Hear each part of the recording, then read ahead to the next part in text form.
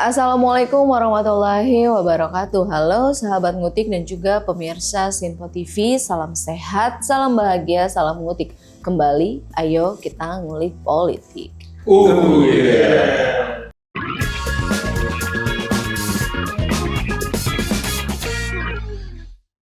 Baik sahabat ngutik dan juga pemirsa Sinpo TV, di episode kali ini merupakan episode breaking politik sepekan, di mana dalam BPS kami tidak akan membahas isu-isu politik yang spesifik ataupun topik-topik yang spesifik seperti itu. Namun kita akan mengulas atau mengulik topik-topik yang beragam, dan kali ini pun topik-topik tersebut cukup banyak, sedang menjadi sorotan, sedang menjadi diskursus, dan saya akan berdiskusi dengan dua teman diskusi saya yang juga sudah hadir di studio ngutik kali ini, yaitu Bung Mahfud dan juga Mas Icang. Halo Bung Mahfud, Mas Icang. Halo, ya Bung Mahfud. Iya, Bung Mahfud dan Mas Icang, kita hadir kembali di BPS Breaking Politik sepekan, di mana memang tadi juga sudah sempat saya sampaikan begitu ya, dalam BPS kita akan banyak membahas topik-topik yang menjadi sorotan ataupun perhatian publik di dalam satu pekan ini. Dan yang menariknya begitu ya, dalam pekan ini juga ada beberapa pemberitaan-pemberitaan yang pekan lalu itu juga masih dibahas terus-terusan begitu, dan salah satunya ini juga terkait dengan bencana di 3 provinsi di Pulau Sumatera, di mana kini pemerintah tetapkan penanganannya itu menjadi prioritas nasional, mengingat hingga saat ini korban jiwa dan hilang terus bertambah jumlahnya. Untuk datanya, dari korban yang meninggal dunia ini telah menyentuh angka 800 jiwa, sedangkan korban yang hilang berjumlah lebih dari 500 jiwa. Tentu saja saya mewakili tim ngutik, kami mengucapkan bela sungkawa yang sedalam-dalamnya. Semoga juga pemerintah dapat terus memberikan penanganan terbaik bagi saudara-saudara kita yang terdampak bencana di Sumatera. Dan topik yang selanjutnya ini juga topik yang menjadi perhatian publik, diperbincangkan juga oleh publik kali ini. Itu banyak juga topik ini dikaitkan dengan bencana banjir bandang dan juga tanah longsor yang melanda Sumatera, yaitu perusahaan PT Toba Pulp Lestari dan juga kontroversinya ini, di mana beberapa pihak begitu mengkaitkan perusahaan ini dan dikatakan sebagai kontributor bagi kerusakan lingkungan yang memperparah banjir khususnya di Sumatera Utara. Dan selanjutnya ini juga masih akan kita bahas mengenai konflik internal yang terjadi di tubuh PBNU yang semakin serius rasanya begitu, Bung Mahfud dan juga Mas Icang. Terlebih adanya polemik status Ketua Umum PBNU, yakni Gus Yahya yang teguh mempertahankan posisinya sebagai Ketua Umum. Dan selanjutnya ini juga yang sedang ramai diperbincangkan masih terkait dengan ultimatum dari Pak Menkeu, Menteri Keuangan, Pak Purbaya, yang kemudian ada tanggapan dari Dirjen ataupun Direktur Jenderal Bea dan Cukai ya. Jadi memang Pak Purbaya ini kan telah memberikan ultimatum untuk reformasi Bea Cukai. Kemudian update-nya nih Mas, pemberitaannya itu ada tanggapan dari Dirjen Bea Cukai, yaitu Bapak Jaka Budi Utama. Dan selanjutnya ini juga ada pemberitaan yang fresh sekali, dekat sekali saat kita melakukan syuting ini. Gong banget ini beritanya, yaitu penangkapan bandar narkoba jaringan internasional seorang wanita, yaitu Dewi Astutik atau Pariyatin, berasal dari Ponorogo. Ya Mas ya, yang terlibat kasus penyelundupan 2 ton sabu senilai 5 triliun. Betul. Luar biasa. Dan untuk yang pertama ini topik yang juga akan kita bahas terkait dengan bencana di Sumatera ini. Pemerintah tadi juga saya sudah katakan menetapkan penanganannya atau statusnya seperti itu sebagai prioritas nasional. Untuk update-nya Mas Icang dan Bung Mahfud. Ya, seperti apa? Kalau kita flashback minggu lalu kan sudah kita bahas tipis-tipis ya. Pekan lalu itu. Iya. Tapi seingatku kan itu belum begitu terekspos seluas ini ya, Bung ya. Bahkan pada saat kita bahas di minggu lalu itu korban belum jiwanya 200, belum, masih 170-an. Sekarang udah 800, berarti naik 4 kali lipat. Dan sayangnya mungkin akan terus bertambah ya. Mungkin Bung Mahfud ada update soal bencana ini, Bung? Dari kemarin kan dari pemerintah itu belum ada status apa-apa kan ya. Betul. Paling tadi update terbaru itu Presiden ya menginstruksikan bahwa penanganan bencana di Sumatera ini menjadi atau sebagai prioritas nasional. Oke. Hal ini diumumkan oleh Menteri PMK Pak Pratikno kemarin pada 3 Desember bahwa di situ nantinya penanganannya ini akan jadi sebagai atau berskala prioritas nasional lah. Di situ juga mencakup pemanfaatan dana siap pakai secara optimal nanti Mas. Ini juga mungkin sekaligus menjawab kali ya pemerintah di mana dari kemarin-kemarin nggak ada status bencana nasional gitu kan. Namun apapun itu sudah ada langkah yang lebih baik lah dari sebelumnya. Yang tadinya belum ada apa-apa, kemudian dikeluarkanlah instruksi Presiden.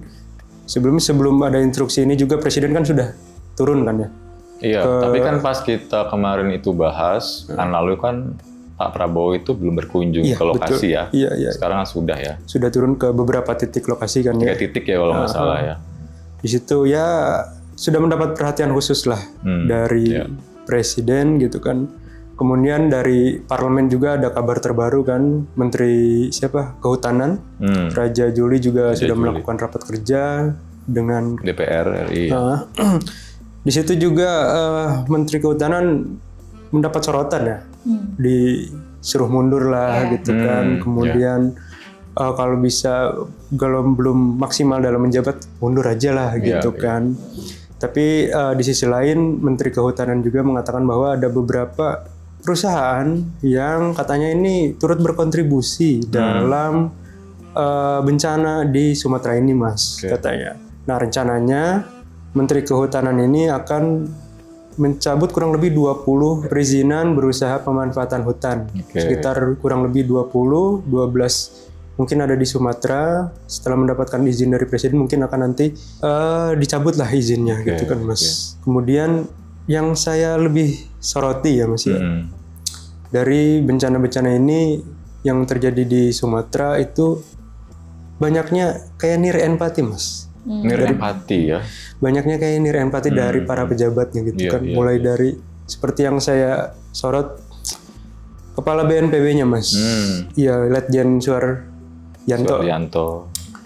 Di mana beliau katanya tidak semencekam gitu kan. Di medsos. Tidak semencekam di medsos. Ini kan seperti kayak tidak peka ya. Menurutku sih fatal ya, karena beliau sebagai Kepala BNPB yang langsung menangani bencana. Nah itu dia Mas. Kalau misalkan ini diucapkan oleh Wamen Haji sih nggak apa-apa lah ya, agak meleset dikit.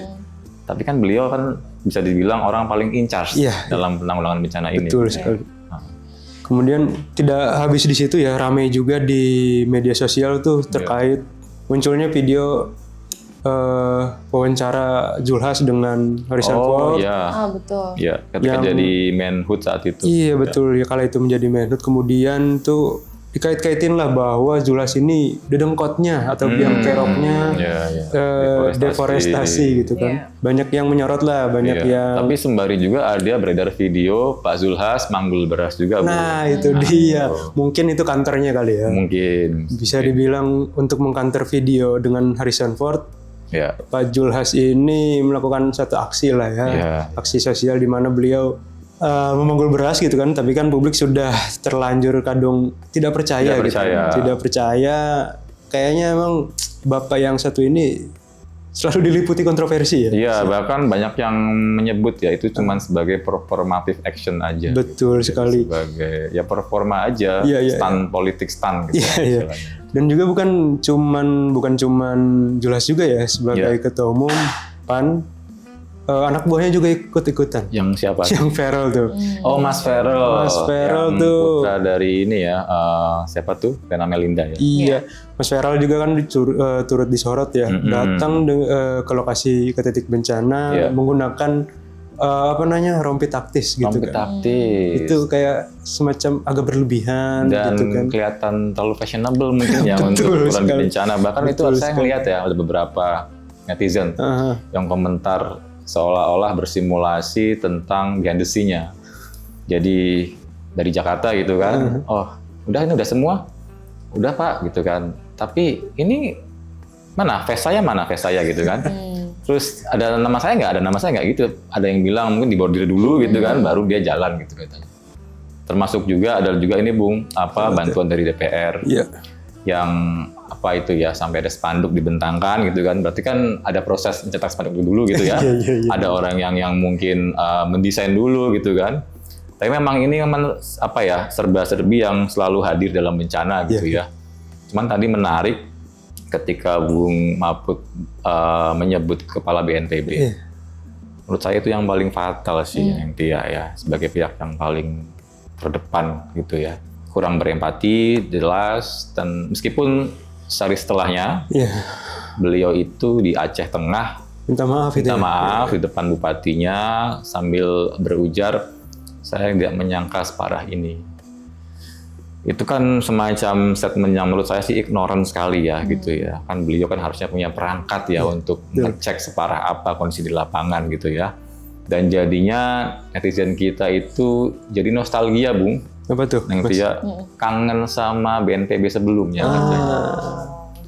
Jadi langsung mereka menyebut kangen Pak Sutopo, Humas BNPB saat itu ya. Betul. Yang bahkan kala beliau lagi struggling melawan penyakit kanker paru-parunya, masih bertugas, selalu update dengan cepat, dengan clear, jelas, dan empatik sekali bahasanya. Juga ada tentunya Pak Doni Monardo ya, Kepala BNPB yang digantikan oleh Pak Suharyanto ini, orangnya kalem, taktis, terukur gitu ya. Satu lagi itu Pak Yuri, yaitu jubir ketika COVID juga, BNPB juga, beliau meskipun di awal-awal banyak caci maki juga gitu ya, namun selalu setia, setiap hari itu mengupdate berita COVID, menghimbau dengan juga bahasa yang penuh empati gitu ya. Dan memang ini mungkin semacam takdir Tuhan ya. Kebetulan ketiganya sudah berpulang ke rahmatullah semua gitu ya.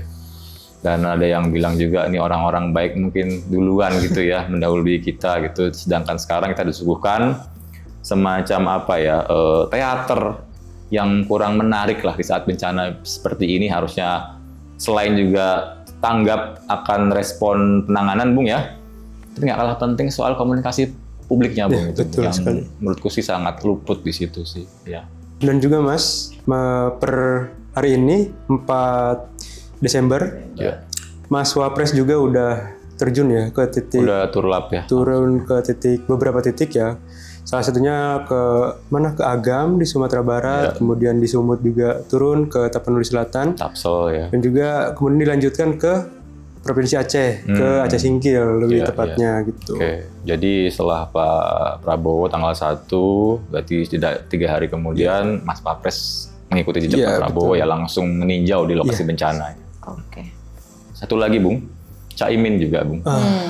Ini menyatakan bahwa karena konteksnya itu kita nggak tahu ya apakah itu serius atau bercanda. Mengajak 3 menteri untuk taubat nasuha, yaitu Pak Menteri Kehutanan, Pak Raja Juli, Pak Menteri LH, Pak Hanif Faisal, dan Pak Menteri Bahlil. Taubat nasuha lah gitu ya, mengajak. Langsung kan ditanggepin oleh kedua menteri itu ya. Pak Bahlil itu bilang apa tadi nanti ya?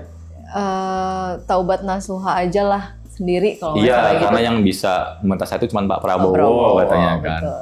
Dan Pak Raja Juli juga mengklaim katanya Caimin sudah WA untuk minta maaf, dia bilang. Karena memang tidak pada tempatnya mungkin ya. Kalau mau agak bercanda itu jangan sekarang lah gitu ya. Pilih-pilih waktu lah gitu ya. Mungkin di balik layar saja gitu kan. Ini kan soal serius sekali. Kita kan sebenarnya bukan yang pertama negara Asia Tenggara yang kena ya.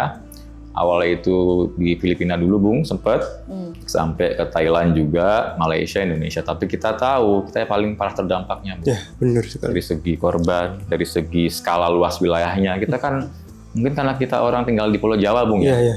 Kita nggak punya imajinasi untuk membayangkan seluas apa kerusakannya itu Bung. Betul sekali Mas. Padahal kalau kita cek luas wilayah Sumatera Utara dan Aceh saja, itu 2 provinsi itu seluas Pulau Jawa loh. Wow. Cuma 2 provinsi aja. Dan kalau ditambah dengan Sumbar, mungkin jangkauannya sampai ke Pulau Bali tuh, Bung. Lebih luas lagi ya Mas? Luas sekali, makanya kita nggak heran ada berita ya, itu nggak cuma 1-2 ya, ada orang berjalan sampai 4 hari 4 malam. Ada yang dari Biren ke Takengon ya, ada yang dari Tamiang menuju Medan, itu kan ratusan kilometer, Bung. Dan sepanjang jalan itu rusak parah sampai ada yang terbelah, tidak ada listrik, tidak ada jaringan komunikasi. Jadi kalau menurutku ya, bagi orang normal yang masih punya hati nurani ngelihat itu, harusnya kan ada empati. Terenyuh lah ya Mas. Terenyuh, harusnya mungkin ikut merasakan penderitaan itu ya. Dan saya agak menyayangkan sih dengan situasi seperti ini masih ada yang tidak serius dalam menanggapinya gitu ya.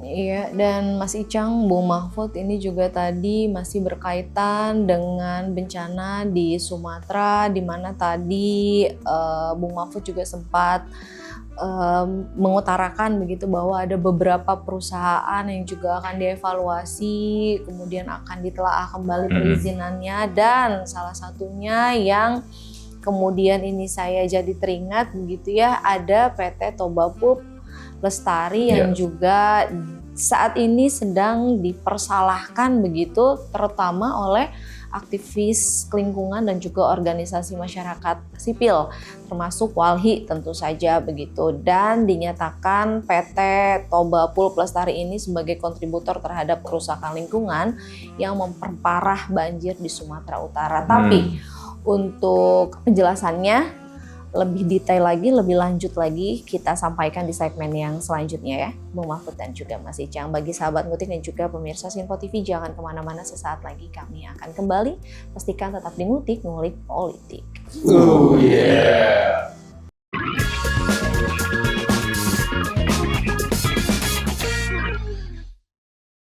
Sahabat Ngutik dan juga pemirsa Sinpo TV, kembali lagi di Ngutik, ayo kita ngulik politik. Oh yeah. Baik sahabat Ngutik dan juga pemirsa Sinpo TV, kita akan melanjutkan kembali ini pembahasan mengenai bencana di 3 provinsi di Sumatera, di mana ada beberapa pihak, salah satunya ini adalah PT Toba Pulp Lestari yang dipersalahkan dan diduga ini juga diklaim begitu oleh beberapa pihak sebagai kontributor terhadap kerusakan lingkungan yang memperparah banjir yang terjadi di kawasan bencana tersebut begitu ya. Dan di media sosial Bung Mahfud dan juga Mas Icang ini santer ramai katanya PT tersebut itu atas kepemilikan dari kepala Den, yaitu Pak Luhut Binsar Panjaitan.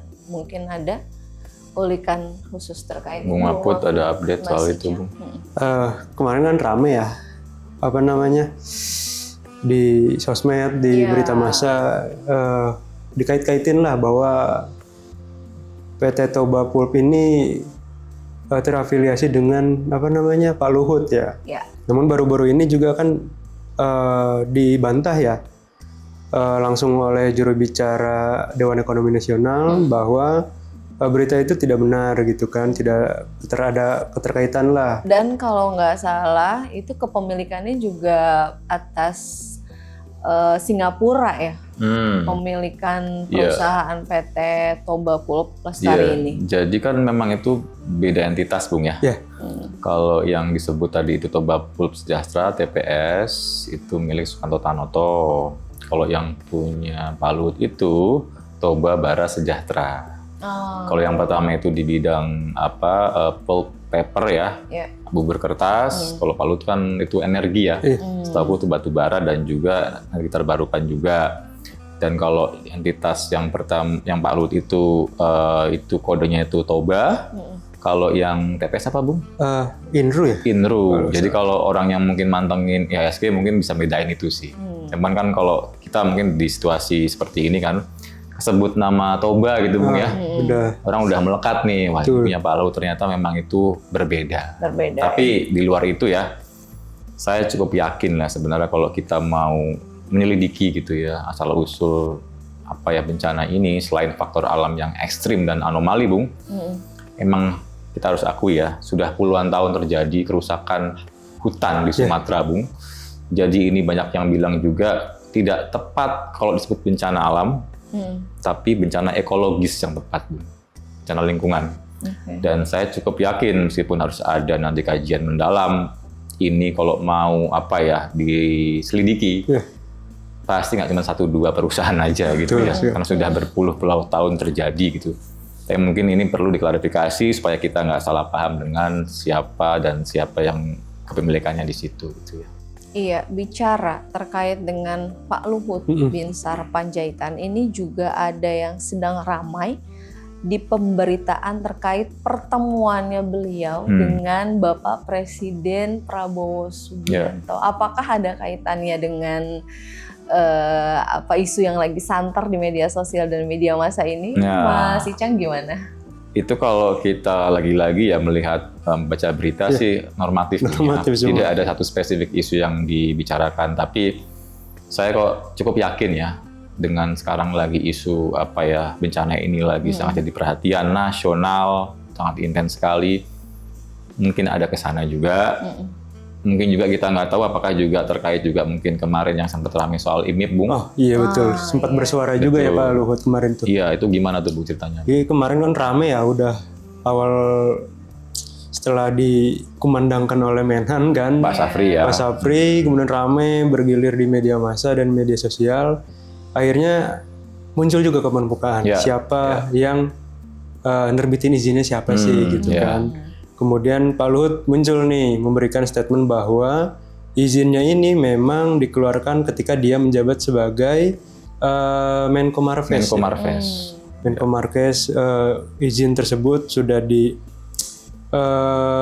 komunikasikan lah atau dirapatkan dengan beberapa instansi terkait bahwa Bandara IMIP ini merupakan salah satu fasilitas untuk Tiongkok ya, yang apa namanya berinvestasi Mas. Kan gede itu Bung ya. Betul. Senilai 20 miliar US dollar kan. 300 triliun lebih itu. Iya berarti. Betul. Jadi kan cukup besar.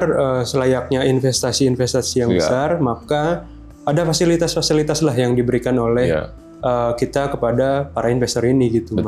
Betul. Tapi juga memang kalau saya ingat lagi juga ya beberapa komentar dari pengamat aviasi, ini sebenarnya bukan hal yang unik ya. Kita tahu juga PT Vale juga punya Bung, PT Freeport juga punya. Tapi memang IMIP ini agak khusus ya, kemarin agak apa ya sedikit berdinamika lah. Iya benar. Cuman sebenarnya ini fenomena yang cukup umum dan sepertinya sih per kemarin saya baca udah mulai reda sih Bung. Itu dia. Mas. Dan udah ada klarifikasi dari Pak Menhub juga dan Pak Safri juga sepertinya sudah tidak komentar lagi. Iya benar. Gitu kan. Jadi semoga sih ini nggak berlarut-larut lagi Bung ya. Betul sekali. Oke, terkait ini, sebelum kita berpindah topik, Bung Mahfud Mas Icang, adakah yang mau ditambahkan lagi atau kita next ke topik? Kita next saja kan? Kita next saja ya, karena ini juga sebetulnya pekan lalu sudah kita bahas topik ini, tapi di pekan ini juga ini masih mendapatkan sorotan publik yang betul sekali, yaitu adanya konflik internal yang terjadi di tubuh PBNU yang ini tuh semakin serius begitu. Terlebih ini juga dari Gus Yahya gitu yang tangguh nih pendiriannya untuk mempertahankan mempertahankan posisinya sebagai ketua umum PBNU. Namun di sisi lain nih mungkin kita sedikit menjelaskan dinamika yang terjadi begitu ya, poin garis besarnya lah gitu kan. Yang pertama itu memang ada rapat syuriah. Kemudian memberikan semacam pencopotan lah kepada Gus Yahya, ultimatum kepada Gus Yahya agar beliau melepas atau mundur dari jabatannya sebagai ketua umum. Nah, mungkin agak sedikit unik, kocak atau ajaib begitu ya. Di sisi lain justru Gus Yahya ini malah merotasi sekjennya Gus Ipul dan bendumnya juga. Betul. Nah, juga. selanjutnya saat ini Gus Yahya itu masih tetap kekeh pendiriannya begitu ya, ingin terus ada atau menjabat sebagai ketum. Bahkan beliau menyatakan bahwa yang bisa mencopot dirinya itu hanya lewat muktamar begitu.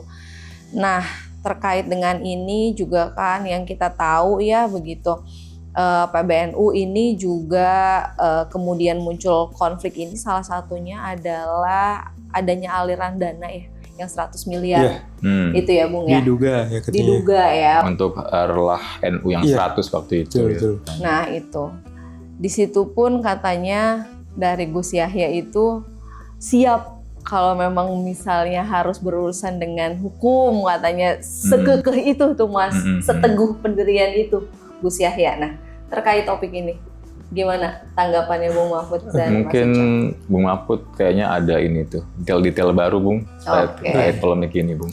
Jadi kan tadi udah dijelasin ya, kayak timelinenya tuh mulai dari rapat Suriah, kemudian pada tanggal 26 itu muncul surat edaran bahwa Gus Yahya tidak lagi menjabat sebagai ketum PBNU. Kemudian yang terbaru ini itu Gus Yahya preskon ya pada tanggal 3 Desember kemarin. Di situ lagi-lagi Mas menegaskan bahwa dirinya masih ketua umum PBNU, kemudian juga mempersilahkan kalau misalkan ada dugaan tadi yang disebutkan adanya indikasi tindak pidana pencucian uang mengenai terkait 100 miliar tadi. Kalau ada lembaga penegak hukum yang ingin memeriksa silahkan gitu kan. Di situ juga beliau mengaku bahwa beberapa kali Mas pendapatan teror katanya. Bukan cuma dirinya, para petinggi yang lainnya juga katanya mendapat teror gitu kan. Siapa lagi yang lain? Yang ngakunya si Gus Ulil ya. Oh Gus Ulil, aktor. Iya betul. terornya itu berupa telepon terus-menerus, kemudian lain sebagainya katanya. Tidak dirinci secara lanjut sih. Lebih tepatnya apa. Cuman kan yang ramainya ini isu mengenai desakan mundurnya itu kan ada dua unsur tadinya kan ya. Pertama itu antara relasinya Gus Yahya dengan seorang akademis pro Israel. Iya, yang Zionis itu. Iya betul, Peter Berkowitz. Kemudian yang kedua tuh ada indikasi salah tata kelola keuangan kan. Kemudian ramai juga mengenai isu tambang. Iya, itu Bung yang menarik tuh, isu tambang. Betul sekali. Banyak yang bilang Mas, banyak sumber juga yang mengatakan bahwa pangkal dari konflik kepemimpinan di PBNU ini mengenai izin konsesi tambang NU. Siapa yang nanti akan menjadi pengelola atau operatornya tambang NU yang ada di Kalimantan Timur ya. Yang dulu Primakol kan itu. Bekasnya Bakri kan ya. Betul. Seluas 26.000 hektar ya. Gede sekali. Jadi lumayan luas juga. Sangat luas, Bung. Sangat luas. Disebut-sebut ini merupakan salah satu tambang terbaik juga katanya. Terbaik grade-nya katanya ya. Iya, betul. Yang menariknya Mas, saya sudah membaca laporan-laporan Tempo khususnya gitu kan. Terkait penelusuran Tempo. Jadi disebutkan jelas bahwa akar muasalnya ini terkait tadi mengenai siapa sih yang nantinya akan mengelola tambangnya NU. Jadi kan untuk mengelola tambang ini NU mendirikan sebuah PT Mas. Itu yang namanya PT Berkah Usaha Muamalah Nusantara atau BUMN lah. Berkah Usaha Muamalah Nusantara gitu kan. Kemudian pada 2024 itu kan dapat konsesinya tuh 2024 ya Mas ya. Kemudian Gus Yahya ini menghadap Presiden Jokowi kala itu. Kemudian meminta arahan lah. Kira-kira nih kita siap untuk mengelola tambang. Kira-kira siapa ya yang akan menjadi operatornya atau investornya ke depan. Kemudian Pak Jokowi waktu itu menyarankan lah untuk berkonsultasi dengan Pak Menteri SDM, Pak Bahlil yang waktu itu baru beberapa waktu menjabat gitu kan. Jadi sudah diarahkan untuk berkonsultasi dengan Pak Bahlil. Kemudian dalam kaitannya PT BUMN ini direkturnya itu adalah Gus Yahya. Oke. Direkturnya ini Gus Yahya, kemudian mengenai pengelolaan segala macam, Gus Yahya ini menyerahkan ke Ketua Bidang Ekonomi Lingkungan Hidup di NU. Waktu itu yang menjabat itu Aizuddin Abdurrahman. Oke. Yang dalam perjalanannya ini, Mas, yang tadinya diserahkan ke tadi Pak Aizuddin, kemudian muncul satu instruksi, Mas, dari Sekjen NU waktu itu, Gus Ipul. Jadi dipindahkan jangan ke Aizuddin. Oke. Diinstruksikan bahwa yang mengelola itu bendahara yang kala itu. Bendahara yang baru dirotasi itu. Betul, yang namanya waktu itu Gudvan Arif. Oke. Yang sekarang tuh Gudvan sama Gus Ipul dirotasi. Kan? Nah, ternyata dalam perjalanannya, Mas, ada salah satu PT nih yang katanya untuk mengelola tambangnya NU. Nama PT-nya ini adalah PT Anugrah katanya, Mas, yang belakangan ini dikait-kaitkan dengan salah satu pengusaha di Indonesia, yaitu Boy Thohir katanya. Jadi kakaknya Pak Erik ya berarti. Betul sekali. Jadi katanya nih PT Anugrah ini terafiliasi dengan Boy Thohir katanya gitu kan. Kemudian dalam perjalanannya awal tahun lah, Januari 2025 itu Gus Yahya selaku direktur itu menekan komitmen, Mas, dengan PT Anugrah ini, di mana salah satu isinya ini mengenai sistem bagi hasil 70% untuk NU dan kemudian 30%-nya untuk operator. Di poin yang selanjutnya kemudian juga ini nantinya harus ditekan sesegera mungkin, dan juga di poin yang lainnya juga ada poin yang menyebutkan target operasinya ini akan berjalan pada tahun depan, Mas. Jadi tahun 2026 gitu kan, di poin yang tadi itu. Kemudian karena peralihan kekuasaan yang tadinya dari Pak Jokowi ke Pak Prabowo, Gus Yahya ini selaku direktur itu menunda, Mas, mempertimbangkan lah, karena ini kan ada peralihan nih. Padahal gitu kan. tadi udah ada komitmen ya. Betul sekali. Itu ya. Nah, penandatanganan komitmennya ini juga disaksikan oleh Rois Amas. Oleh Kiai Haji Miftahul Ahyar gitu kan. Tadi kan komitmennya ini juga kan ditandatangani disaksikan oleh Rois Am ya, Miftahul Ahyar. Kemudian dalam perkembangannya ada peralihan kekuasaan dari Pak Jokowi ke Pak Prabowo, makanya Gus Yahya ini menunda lah. Kemudian untuk meminta arahan juga dari Pak Presiden, Prabowo maksudnya ya. Pak Prabowo. Kemudian Juni 2025 Gus Yahya itu menghadap ke Presiden. Salah satunya menurut laporan Tempo ini membicarakan tambang juga, Mas. Jadi meminta arahan juga lah ke Pak Presiden Pak Prabowo. Kemudian diceritakanlah segala macamnya yang sudah terjadi waktu yang berlalu. Kemudian setelah bertemu dengan Presiden, dilaporkan juga, Mas, pertemuan itu ke Rois Am. Nah, Rois Am ini merasa bingung gitu kan. Kenapa gitu kan? Karena kan sudah menekan komitmen dengan PT sebelumnya. Mau gitu. nyari alternatif operator gitu kan. Betul. Nah, diketahui bahwa Gus Yahya ini menginstruksikan kepada beberapa elit di NU untuk mencari alternatif, gitu kan, mencari alternatif. Pertimbangannya apa itu waktu itu ya, Gus Yahya? Saya sempat baca sekilas aja tapi waktu itu, Bung, ya, bahwa ada juga argumentasi administratif, Bung. Ya. Oh iya. Jadi katanya ini sudah ada uji tuntas katanya, Mas. Udah uji tuntas lah. Disebutkan bahwa kayak misalkan hitung-hitungan mungkin lah ya. Kalau misalkan dijalankan dengan PT Anugrah, ini PT BUMNU atau yang punyanya NU ini akan boncos katanya, Mas.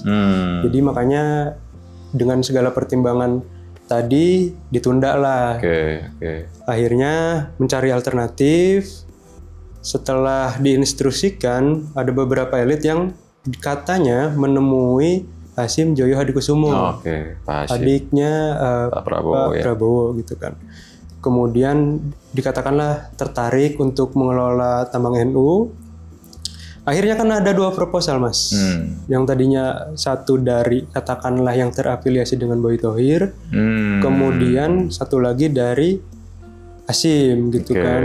Nah, dalam perjalanannya ini disebutkan inilah yang menjadi asal muasalnya, di mana Gus Ipul mendorong agar tetap pada komitmen awal, di mana PT Anugrah tadi menjadi investor atau operatornya, kemudian di salah satu pihak juga ada yang mendorong cari alternatif lain gitu kan, yang tadi dikatakan bahwa Hasyim juga tertarik katanya Mas itu. Oke. Ya.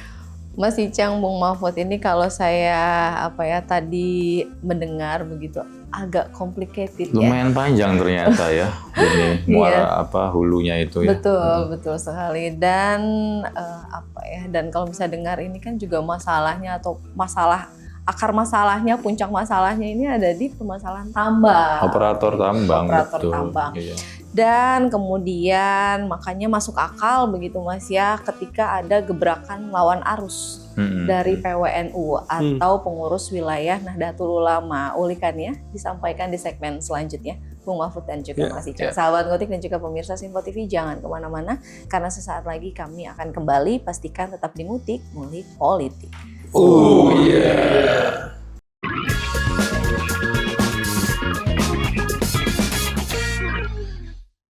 Sahabat Ngutik dan juga pemirsa Sinpo TV, kembali lagi di Ngutik. Ayo kita ngulik politik.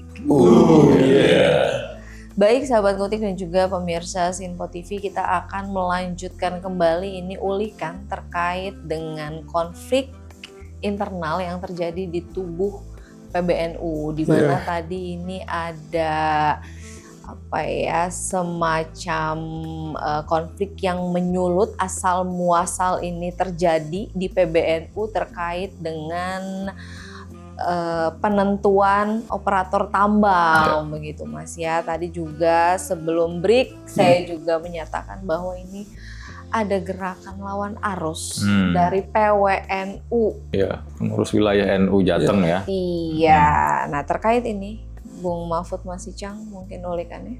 Iya kan sebenarnya kan secara gambar besarnya kan konflik di elit PBNU ini kan sangat ironis ya Bung. Di saat Sumatera bagian utara itu lagi dihantam bencana ekologis lingkungan, di Pulau Jawa elit PBNU malah berebutan operator tambang yang merusak lingkungan gitu kan ya. Jadi ini sangat ironis, tapi di tengah kabar ironis ini ada kabar yang menyejukkan dari Rais Suriah PWNU Jateng. Beliau itu mengajukan diri untuk penangguhan penahanan 2 aktivis Walhi Jateng, Bung, yaitu Dera dan Munif, yang ironisnya ini mereka seminggu lagi mau menikah, tapi ditangkap oleh polisi karena ini lagi-lagi jerat UU ITE, Bung. Postingan ketika huru-hara kemarin, ya kan. Dan gayung bersambut, tidak cuman dari Rais Suriah PWNU Jateng, per hari ini itu tim reformasi, Komite Reformasi Polri juga meminta Polri untuk melepaskan mereka berdua, Bung. Jadi di tengah konflik internal gara-gara material tambang ini masih ada ternyata ini. Bahkan ada yang berkomentar, ini baru kiaiku katanya. Ya kan, melindungi aktivis lingkungan yang sangat memang aktif ya di dalam isu-isu lingkungan, dan sudah di backup pula oleh tim reformasi Polri, dan ini menurutku sebuah update yang cukup menyejukkan. Tapi kalau Bung Mahfud sendiri ada nggak Bung update yang lainnya soal PBNU ini, Bung? Sampai sekarang tuh kan belum ada titik jelasnya ya mengenai konflik ini. Terbaru tuh Rais Amin ya akan mengadakan pleno, Mas. Rapat pleno tuh pada tanggal 9-10 Desember nanti. Di situ salah satunya akan menetapkan PJ Ketum, Mas. PJ Ketum yang kalau kita merujuk ke surat edaran bahwa mengatakan selama kepemimpinan kosong ini akan diisi oleh Rais Am Suriah, yang dimana Rais Am Suriah itu adalah Kiai Haji Miftahul Ahyar. Namun kan di satu sisi tadi Gus Yahya tetap kekeh lah bahwa tadi disebutkan oleh Mbak Tia, yang bisa menurunkan saya itu cuman lewat muktamar, gitu kan. Jadi Gus Yahya ini tetap bersikuku akan selesaikan periode inilah sampai dengan tahun 2026 berarti. Gitu Mas. Oke. Dan tapi yang ini juga mirisnya lagi Bung ya. Kita kan sempat membahas konflik yang di masa lalu. Tahun 80-an itu ya. Itu kan redanya ketika kiai-kiai sepuh turun gunung gitu ya. Kali ini udah turun gunung kemarin, Bung. Itu di Ploso ya. Ada 10 kiai sepuh yang bertemu secara offline maupun online, ya menghimbau lah ya, jangan memperkeruh keadaan, jangan berkomentar dulu di media, ya kan, untuk mengutamakan perdamaian gitu ya. Tapi nyatanya Bung, tidak semanjur tahun 80 sepertinya ini. Hanya himbauan kali. Himbauan yang ya terbukti kan setelah itu ya masih aja itu. Para kedua pihak ini masih baku hantam statement gitu Bung ya. Jadi agak miris, ternyata memang sepertinya ya marwah dari Kiai Sepuh ini tidak diindahkan oleh para elit PBNU sekarang.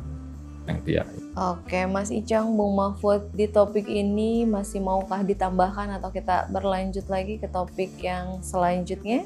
Oke, next ya. Next ya, ini juga sebetulnya sudah kita bahas di pekan lalu di BPS yang sebelumnya, ini terkait dengan ultimatum reformasi Bea Cukai oleh Menteri Keuangan Pak Purbaya kepada Direktorat Jenderal Bea dan Cukai DJBC untuk berbenah diri. Bahkan beliau memberikan deadline 1 tahun begitu, dengan ancaman juga kalau misalnya dalam 1 tahun itu tidak bisa dibenahi, ini akan dibekukan dan akan dikembalikan ke skema seperti zaman Orde Baru. Iya, yang SGS itu dari Swiss ya. Nah, Pak Purbaya ini cukup keras kalau saya lihat begitu ya di pembenahan bea dan cukai ini, karena memang yang saya catat dari media, Bung Mahfud dan juga Mas Icang, ini Pak Purbaya itu katanya sudah melihat bahwa memang citra DJBC ini sudah dinilai buruk di mata masyarakat dan petinggi negara juga, bahkan sudah di levelnya Presiden Prabowo Subianto juga sudah menilai bea cukai ini memang tidak memiliki citra yang cukup baik begitu. Makanya Pak Purbaya ini juga memang cukup keras ya terkait dengan pembenahan bea cukai ini. Kemudian Mas, update pemberitaannya untuk di PPS kali ini adalah Dirjen Bea dan Cukai itu sudah memberikan tanggapan terkait ini. Mungkin ulikan khusus di topik ini. Jadi sebenarnya kan memang Pak Jaka Budi ini ya kan orang baru juga. Kalau kita ingat belum lama ya, baru beberapa bulan dapat jadi Dirjen Bea Cukai gitu kan. Dan setahu saya memang orang percayaannya Pak Prabowo ya dari zaman tahun 90-an dulu. Ya kita lihat nanti seperti apa ya kolaborasi kerjasama antara Pak Menkeu dengan Pak Jaka Budi ini. Karena kan yang kita tahu Bung, kalau sebelum-sebelumnya kan itu kan ini ya pejabat itu dari karir gitu ya. Yang mungkin internal, yang mungkin sudah lama. Nah sekarang ini ada semacam warna baru di situ. Tapi yang menarik justru kalau saya di ini sorotan soal ancaman perumahan 16.000 pegawai bea cukai itu. Yang agak pusing malah HRD-nya, Bung. Yaitu Menteri Pan-RB. Itu kan kayak HRD kementerian lah ya, lembaga gitu ya. Itu mungkin statementnya agak ambigu, Bung ya. Antara dia itu mungkin mendukung tapi juga bingung juga nih. Jadi semacam itu gimana nanti nasib 16.000 pegawai bea cukai kalau nanti betul-betul Bung itu akan dibekukan sebagaimana ketika tahun 85 itu kan ada periode sekitar 6 tahun itu. Memang belum sebanyak sekarang ya karyawan, tapi kalau sekarang itu seperti apa tuh mekanismenya membekukan 16.000 pegawai, itu pasti rumitnya minta ampun gitu. Apakah dipecat sementara kah? Atau kayak kemarin DPR yang dapat nonaktifkan, kita nggak tahu. Tapi lagi-lagi kalau saya pribadi sangat mendukung ya langkah-langkah ini dan harus memang diberikan treatment extraordinary Oke, untuk bea cukai nambahin ini. sedikit Mas terkait dengan pernyataan dari Direktur Jenderal Bea dan Cukai ini, yaitu Bapak Jaka Budi Utama. Beliau juga mengatakan bahwasannya ada sebuah janji lah begitu, katanya tidak akan memberikan ruang sedikit pun bagi pelanggaran integritas dan akan menyelesaikan oknum-oknum yang bandel. Bahkan pihak DJBC juga mulai menerapkan digitalisasi dan kecerdasan buatan atau AI sebagai bagian dari upaya perbaikan di sistem pengawasan. Semoga dengan adanya ultimatum ini juga ya, di Badan Bea dan Cukai ini juga segera memberikan perbaikan lah yang betul-betul bagus nanti ke depannya terhadap kinerja dari Bea Cukai itu sendiri. Kita tunggu nanti gimana. Setelah kita pantau tipis-tipis ya. Siap kalau gitu. Oke. Dan ini adalah satu topik yang akan menjadi topik penutup di episode kali ini. Menurut saya ini juga topik yang cukup gong begitu ya, rasanya tepat juga nih kita taruh di ending Mas, ini terkait dengan BNN yang berhasil menangkap bandar narkoba jaringan internasional yaitu Dewi Astutik alias Pariyati dalam kasus penyelundupan 2 ton sabu senilai 5 triliun. 5 triliun betul, BNN menyatakan bahwa Dewi Astutik ini ditangkap tanpa perlawanan. Kemudian juga cukup kooperatif dalam pemeriksaannya. Dan Dewi Astutik ini juga ya yang bikin kenapa saya bilang gong begitu, karena rupanya Dewi Astutik ini terafiliasi dalam sindikat jaringan jaringan narkoba yang sudah malang melintang di internasional. Bahkan jaringannya atau pengedarannya itu sampai ke Brazil, sempat juga pernah jadi DPO di Korea Selatan. Jadi penangkapannya ini menurut saya sih cukup luar biasa dari BNN. Gimana ulikannya? Iya, saya juga mengikuti sedikit lah soal kasus ini gitu ya. Yang menarik itu adalah awalnya saya mengikuti reaksi dari suami dari orang terdekat lah Dewi Astuti gitu ini, betul. Mereka nggak ada yang tahu kalau ternyata Dewi Astuti ini sebagai salah satu otak dalam sindikat narkoba di Golden Triangle, yaitu kawasan perbatasan Thailand dan Myanmar dan Laos.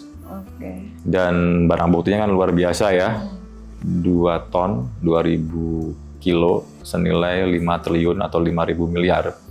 Ini awalnya adalah pengembangan kasus, Bung. Tahun lalu itu ada tertangkap itu ya kurir sabu di Jakarta dan di Batam. Tapi senilai nggak terlalu sebesar sekarang, sekitar 2 kg sabu. Dikembangkanlah, akhirnya itu mengarah ke Dewi Astutik ini, yang mana beliau ini ternyata memang tadinya itu TKI. Bahkan di Sihanoukville itu ya, di Kamboja itu berprofesi sebagai guru les bahasa Inggris dan Mandarin. Awalnya pernah juga kerja di situ sebagai scammer, online scammer, Bung, yang nipu-nipu online itu, yang nelpon-nelpon itu kan. Nah, keluarganya itu taunya Dewi Astuti ini bekerja sebagai TKI di Taiwan. Jadi ketika tahun lalu itu kembali ke Ponorogo ya, di kampungnya, berangkat lagi ke luar negeri itu, pamitannya kembali ke majikannya di Taiwan. Dan memang orang terdekatnya, suaminya itu juga kaget sekali, tidak menyangka, kata si suaminya kan, ya memang komunikasi memang nggak sering, tapi masih kirim-kirim uang buat anak sekolah katanya kan. Terus ketua RT-nya juga ketika melihat itu di media baru tahu kan, terus bilang, ya kalau dibilang mirip sih itu foto yang bersangkutan katanya gitu kan. Karena memang nggak ada yang nyangka bahwa mereka taunya selama ini sebagai Dewi ini sebagai PMI ya, pekerja migran internasional. Yang luar biasa kan ini terkait dengan sindikat internasional ya. Ditengarai godfather-nya Dewi ini namanya inisialnya tuh DON itu, dari Nigeria. Bahkan nggak cuma main di Asia Tenggara, tapi juga itu di kawasan Asia Selatan, sampai ke Pakistan, lalu juga Afghanistan dan Iran. Jadi ini memang kerjasama Interpol ya. Akhirnya tanggal 1 itu diciduklah dengan operasi senyap juga kerjasama antara kepolisian dan intelijen dan aparat setempat. Tanggal 2 itu dikirim ke Indonesia. Dan ini memang sejalan lah ya dengan komitmen Pak Prabowo yang sangat keras ya terhadap narkoba ini. Sementara si godfather-nya ini yang orang Nigeria itu sudah ditangkap DEN atau BNN Amerika, Bung. Tapi ya kita tahu lah, Bung, kalau kita ngomongin narkoba, Bung ya. Ya memang ini kelasnya sudah lumayan elit ya. Karena kalau kita bisa sebut beliau ini sebagai mungkin korlap, Bung. Yang menunjuk kurir dan memetakan jalurnya, Bung. Ya. Jadi kan nggak sembarangan sebenarnya. Apalagi kita tahu barang buktinya senilai triliunan. Betul. Tapi kita tahu, Bung, ya mereka ini mungkin tentakel aja. Sama kayak Freddy Budiman. Iya.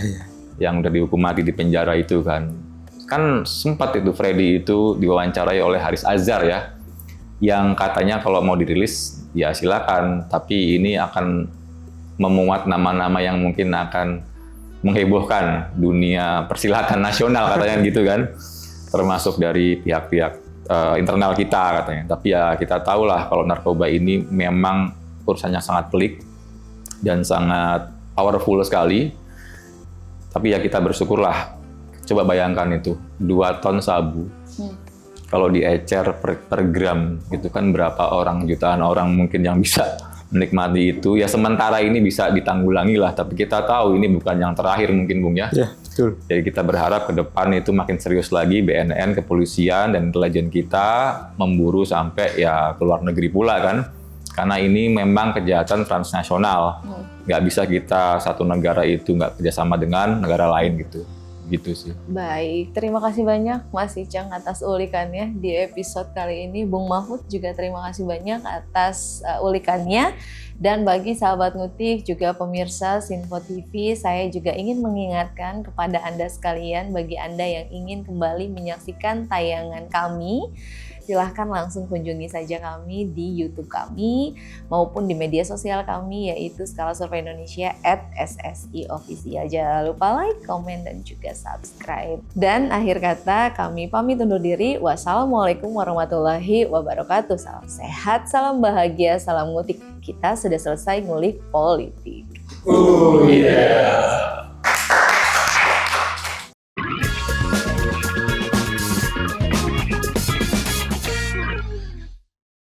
Berkolaborasi dengan.